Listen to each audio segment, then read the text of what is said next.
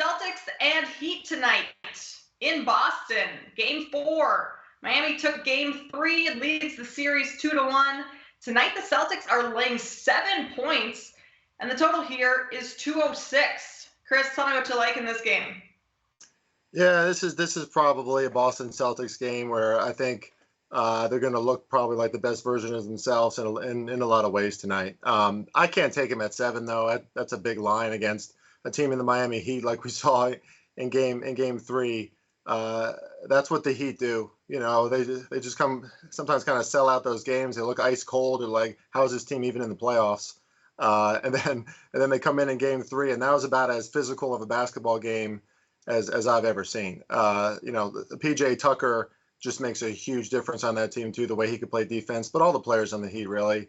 Boston's just not used to that kind of physicality. I don't think kind of throws them off. That being said, Boston didn't shoot that bad. They were still, I believe, 48% from the floor, in the 30 percentile from beyond the arc, and that's probably not going to get it done against the Heat. But we know that Tyler Hero is not going to be in tonight. And a lot of these players are banged up with the Scott Foster element as well. I think Boston's going to have, one thing that's been pretty consistent in the playoffs is that Boston can get to the foul line. They get some calls. So that should amount in some points. I expect a really aggressive Boston team right from the jump. And we saw Marcus Smart, he comes into this game and everybody knows what he can bring on the defensive side, but he's been such a catalyst for their offense too. Really, at times, really the only offensive answer for the Celtics there in game 3. Jaylen Brown did another good job too, but I expect a better game from Tatum and a lot of that supporting cast for Boston who, they're at home. They need this game, obviously. You do not want to go back to Miami down 3-1. So I think the Boston offense is going to attack. We've seen in game 1 especially, they can really push the pace when they do that. And Miami seems to be happy to follow along with that too, especially if they're not getting the same turnovers and blocks. So just expect a more buttoned up version of the Celtics tonight. So I'm going to have some plays on their offense. I like for them to, what is my bet? In the first half team total, and then for the full game total, I think that's going to push it all up. I expect some more points tonight. This total is still a little too low too. We've seen it go over this mark of 207-ish throughout the playoffs, and it's still kind of hanging around there. I think the books need to start to adjust because especially in games where Boston controls the tempo a little more, there's probably going to be more points. The over is 3-0 so far in this series, so it's not exactly the defensive slugfest that we anticipated coming in with the very low-scoring games. So, Chris, I like the over there. I'm going to take the Celtics first quarter -2.5. They've won every quarter except for 2 in this series, which is pretty impressive. They had a terrible start to game 3, gave 39 points in that first quarter to the Heat. That's a terrible way to start the game, and I can anticipate them coming out and being much more, as Chris just said, buttoned up to start things off.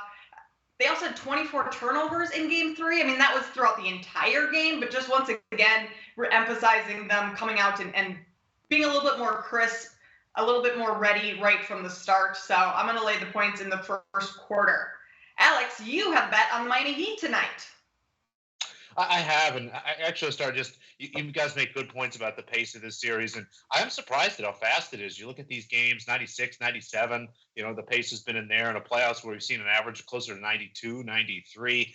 And overall, what concerns me about Boston is this Miami defense has been spectacular. Spoelstra's done a really nice job of making some adjustments and forcing Boston back into kind of the ugly isolation basketball they play when things get tightened up. As good as Tatum is and as good as Brown is, they're comfortable to go back to that. Let's jab step. Let's try to find a mid-range jumper or attack double teams over and over again. And what sticks out to me is the only game Boston won is the game in which they turned the ball over less. Now, I don't think they're going to lose the turnover battle 23-8 like they did last game, but if Butler's going to play the entire game, which seems to be the deal, he mentioned yesterday he was going to play, felt fine. It seems to be again more of a pain management issue and an inflammation thing. So I'm sure they'll find a way to get things in order and get him out tonight. And I agree. I think Boston probably wins the game. Obviously, everything points to that. The spread is where it is, but it's too big. I have this number close to 5. This is out to 7. There was a strange move when Tyler Hero was announced out that seemed to be built into the line already. That no point was indicated Hero was going to play. I guess it wasn't. So Hero's announced out. It jumps all the way out to 7. Again, I have it closer to 5. I think that at some point, maybe the pace on this drops down a little bit. I worry that Udoka's adjustment to looking at the turnovers is to slow this game down. And if this game does slow down, it's going to get really ugly. And when you look at the totals, everything that's happened the first 3 games points to overs. And you've seen it. It's been bet up. We've gone from 203 to 206 to 207.5. And I mean, that last game, it took a college basketball style ending to get it over. I mean, so many fouls there at the end, which is just brutal for anybody who was an under-better. But if they keep this pace up, you guys are in a great spot. And I think that might happen tonight. Either way, it's just too many points. I'll take the Heat. I lean towards the Celtics tonight, but I agree with you that this is just too many points. Chris, where do you have this number? For the total or for the side? For the side. Oh yeah, the side I have it right where Alex has it, 5.5. So that's what kind of scares me away from it too. It's just too many points, but at the same time, I don't want to take the Heat, just because of all the things I've kind of circled about this game for Boston. So that just has me off of it. Yeah, this total is tough though, because if you guys, I mean, probably most bettors, if you just go by pure numbers and what we know about these teams heading into the playoffs, you probably would have it where the books have it. But everything is telling us that they're going to score more points based on the amount of fouls, based on the pace we've seen, and probably based on some of the positive regression that we could expect from the Celtics.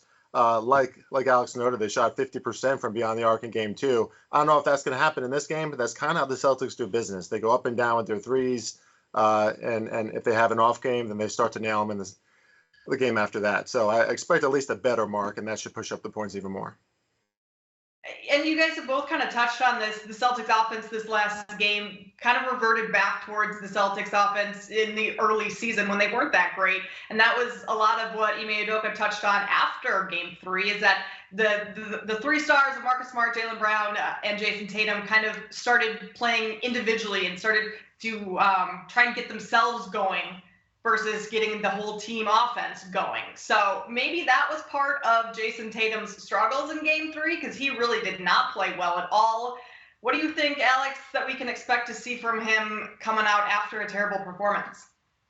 He's generally someone that responds well. I think we'll see him. He likes to lead with defense. He doesn't really get enough credit with that. I think that if Butler does play, he might pick him out and try to lock him down a little bit. And he does know he needs to work on passing. He's someone that understands his position kind of historically as this isolation scoring type player. And if you look at the history of those type players, there's a moment in their career when they figure out when to get the ball moving, when to involve the other players to help not only their ability to score later in the game by keeping the defense honest, but also helping keeping your teammates more involved. So I think that we'll see him try to move the ball a little bit more. And I'm, again, curious to see what Udoka's adjustment is, whether it is to pick up the pace of the game so we can run a little bit more, or try to do kind of a Spursian offense where we just see a lot more motion here and maybe a little bit longer holding the ball, but just more movement in general. And I think Tatum will respond well. He generally does again. Are we concerned at all that Marcus Smart had what looked like a terrible ankle sprain last game? Jason Tatum had the shoulder. I mean, what's going on with the trainers for the Boston Celtics? Something's in the water there, but are we at all concerned that those two might not play tonight? By all accounts, Tatum's good. I don't know if Smart played last game. I mean, we'll see how it goes. He's starting to pick some stuff up. I mean, what do you think, Chris? I mean, with an ankle like that, it might be tough. It depends on how it reacts, I guess. Yeah, I'm sure it's tough, but man, he came right back into that game and nailed the 3. He's kind of, I mean, Marcus Smart has been really, I don't know if I've ever even said this on the show, but I think one of the reasons why the Celtics have been so successful this year is if they have an on-court leader, it feels like it's Marcus Smart. He's the most vocal one. He's the point guard, and he does a lot more than what he just does on defense, right? I mean, he's facilitating the basketball. He can shoot. He can drive. So his game is really rounded out. If he plays, actually, this is leading into our Q&A, but I kind of haven't looked at him. Maybe prior to one of these shows, I'll actually do that for once. But if they're within the Alex, did Chris freeze for you? Looks like he's breaking up a little bit, so he just reset there. Looked like he was leading up to something about player props. You back with us, Chris? Oh, yeah. What's the last thing you heard? Looks like you were building up to some sort of advice on player props, although you, quote, didn't prepare. Yeah, in quotes. I didn't prepare again for any kind of props. It's just not. All right. Well, technical difficulties for Chris. I think he's just joking with us. He's just freezing himself because he didn't prepare and he doesn't want to have to go That's over. what it is. Yeah, Let's just say it's an immaculate joke because every time he builds up, he goes right to the freeze there. Can you hear me now? We got you now. I mean, it's 65 and sunny outside. I'm not sure what's going on here, but the weather couldn't be more tame, so it can't be that. Let's see. I'm gonna watch myself this time in case I freeze. I think Marcus Smart would be a great person to take PAR props on if he does play tonight, because he has been everything for his team as a leader, offensive and defensive contributor. That was the point, and I'll shut up in case I freeze again. I like that. I think he has been, outside of Jaylen Brown, probably the second best player for the Celtics this series. I mean, Tatum's been great, but you talk about everything that Marcus Smart does, and I've been very impressed by him. All right, questions. We don't have any questions yet. Send those in. You can also send in questions or, just comments, like subscribe to the BetUS TV account on Twitter at BetUS TV.